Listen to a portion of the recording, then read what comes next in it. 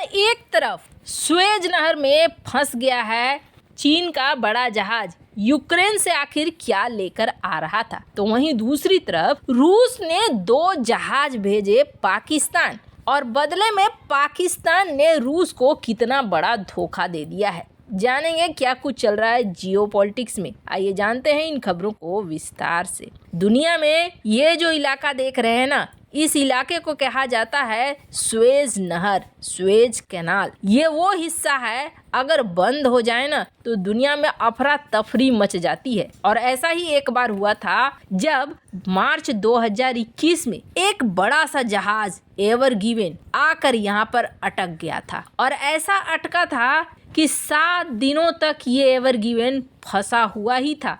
और इसके फंसे होने से ना दुनिया भर में बहुत ज़्यादा नुकसान हुआ था। बहुत सारी ऐसी चीज़ें जो इस रास्ते से दुनिया के अलग अलग इलाके में जानी थी वो खराब हो गई थी। 7 दिन के अंदर बहुत ज़्यादा नुकसान, करीब बिलियंस ऑफ डॉलर का नुकसान हुआ था। ये जगह ऐसा है कि 80% व्यापार इसी रास्ते से दुनिया के देश करते हैं। एवर गिवन जो 7 दिनों तक फंसा हुआ था, इसे निकालने के लिए बहुत सारे बोट्स वगैरह का इस्तेमाल किया गया। बहुत मशक्कत के बाद यहाँ से एवर गिवन को निकाला गया था। इस सुएज नहर की महत्व को ऐसे समझिए कि हर दिन यहाँ से 9 अरब डॉलर का व्यापार होता है। हर साल इस रूट से करीब 20,000 जहाज सफर करते हैं। मिस्र को बहुत ज्यादा फायदा होता है इस सुएज नहर से, मोटी कमाई होती है। लेकिन एक बार फिर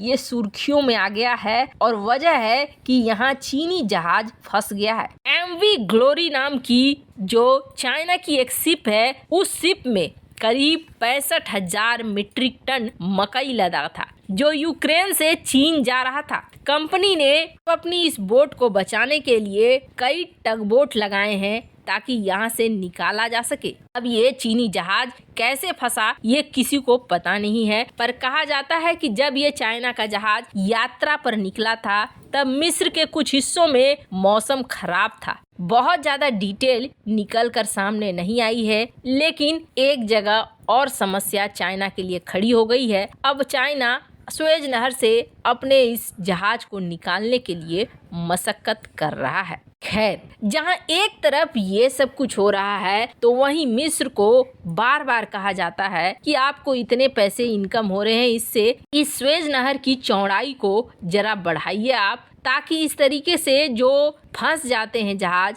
वो फंसे नहीं। पर अभी तक मिस्र ने इस मामले में कोई आगे काम नहीं दिखाया है। खैर, जहां एक तरफ ये सब कुछ हो रहा है तो वहीं दूसरी तरफ दुनिया में 2 देश हैं जो कभी किसी के नहीं हो सकते हैं। एक है पाकिस्तान और दूसरा है चाइना। ये चीज देखने को मिली। रूस ने आखिरकार एक पहला कंसाइनमेंट भेजा, 2 जहाज भेजे हैं पाकिस्तान, और पाकिस्तान में करीब 3,50,000 टन का गेहूं भेजा है। टोटल बात हुई है मार्च 30 तक 7,50,000 टन गेहूं रूस देगा पाकिस्तान को, और इस गेहूं से अपनी जनता को बचाने की कोशिश करेगा पाकिस्तान। इस वक्त आटे का क्या हाल है और आटे के लिए किस तरीके की लड़ाइयां चल रही हैं वो साफ साफ दिख रहा है पाकिस्तान के अंदर। पाकिस्तान की सरकार ने ये फैसला लिया कि अब जो गेहूं मिलेगा उस गेहूं में 30% सरकार पैसा देगी और 70% जनता देगी। किसी तरीके से सब्सिडी में गेहूं और आटा लोगों को देने की कोशिश कर रहा है पाकिस्तानी सरकार। और इसके लिए पाकिस्तान गया रूस के पास और कहा कि आप हमें किसी भी तरीके से गेहूं दे दो। आपने तेल के लिए तो हमें मना कर दिया, पर गेहूं के लिए मना मत करो, हम भूखे मर जाएंगे,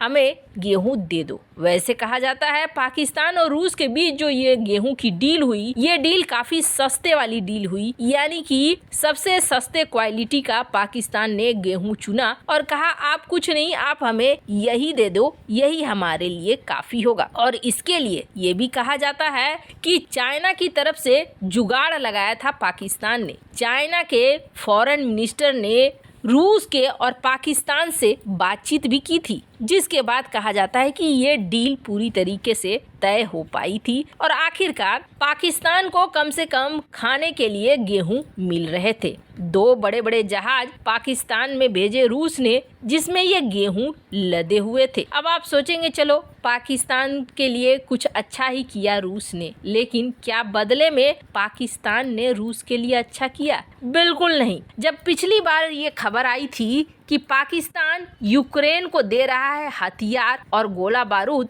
तब रूस के एम्बेसडर ने ये कहा था कि अगर ये चीज प्रूफ हो जाती है और साबित हो जाता है कि यूक्रेन को मदद दे रहा है पाकिस्तान, तो हम पाकिस्तान को कोई भी मदद नहीं देंगे, किसी भी तरह का हेल्प नहीं देंगे। पर अमेरिका $100 मिलियन की बात कह रहा है कि हम मदद करने को तैयार हैं और अमेरिका चीन की सही है, जिसकी वजह से यूएन 8 से 9 बिलियन डॉलर भीख में ही सही लेकिन पाकिस्तान के लिए जुगाड़ करवा गया। और इतना सब कुछ जब हो रहा है, $9 बिलियन फ्री फंड में मिल रहे हैं पाकिस्तान को, तो फिर पाकिस्तान से भी तो किसी देश को कुछ चाहिए होगा। और ये देश कौन है? ये देश क्या अमेरिका है? क्या अमेरिका पाकिस्तान से कुछ चाह रहा है? खैर, रूस से मदद लेने के बाद किस तरीके से रूस को धोखा दे रहा है, इसकी अब खबर ये आ रही है कि पाकिस्तान की जो फैक्ट्रियां हैं, वो फैक्ट्रियां 159 कंटेनर 155 mm वाले प्रोजेक्टाइल्स, इसके अलावे M82 प्राइमर्स, गोला बारूद, ये बड़ी संख्या में भेजने वाले हैं यूक्रेन। और यूक्रेन भेजने से ये पहले पोलैंड भेजेंगे आने वाले सप्ताह में। पोलैंड से ये फिर पहुंच जाएगा यूक्रेन। पोलैंड और यूक्रेन के बीच ज़्यादा दूरी है नहीं, इनके लिए आसान होगा। अब रूस ने एक तरफ 2 शिप अनाज भेजा, तो बदले में पाकिस्तान बड़े बड़े जहाज़ों में भेज रहा है गोला बारूद, जो गोला बारूद फूटेंगे रूस के ऊपर। वैसे आपको बता दें, रूस ने पहले भी Mi-17, Mi-35 हेलीकॉप्टर बेचे हैं पाकिस्तान को। इसके अलावे एक IL-78 एरियल टैंकर भी बेचा है। और इससे भी बड़ी बात यह है कि जो JF-17 थंडर है ना, उसमें लगा हुआ RD-93 इंजन, ये भी है रसियन मेड। अब 150 फाइटर जेट पाकिस्तान के, जिसमें रूस के इंजन लगे हुए हैं। और ये भी बात हो रही थी कि रूस से टैंक खरीदेगा पाकिस्तान। पर इन सब के बीच में आप देखिए कि किस तरीके से पाकिस्तान रूस को धोखा दे रहा है। अब बड़ी संख्या में भेज रहा है यूक्रेन को हथियार वगैरह। अब इसके 2 कारण बताए जा रहे हैं। एक हो सकता है अमेरिकी दबाव, और दूसरा हो सकता है कि इन्हें अपने T-80 टैंक फिर से अपग्रेड कराने हैं, जिसके लिए ये यूक्रेन के पास जा रहे हैं। पर किसी भी केस में धोखा तो मिल रहा है रूस को ही। वैसे इन सब मामले में आपकी क्या राय है? कमेंट कर जरूर बताएं। जल्द मिलते हैं अगले वीडियो में नई खबर के साथ।